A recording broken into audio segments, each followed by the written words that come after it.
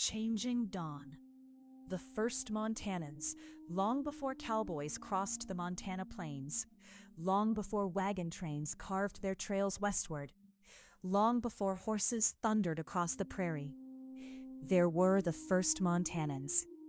For more than 13,000 years, people hunted, explored, adapted, and prospered across what is now the state of Montana. Their story reaches back to the end of the last ice age, when mammoths, giant bison, camels, horses, and short-faced bears still roamed these broad valleys. Today, only scattered clues remain. Fragments of stone, ancient fire pits, broken spear points, and campsites buried beneath centuries of wind, grass, and soil. For generations, archaeologists followed those clues across Montana's river valleys, mountain foothills, and forgotten streambeds, searching for evidence of the first people to call this land home. One remarkable discovery lay high above the headwaters of the Missouri River, near present-day Three Forks.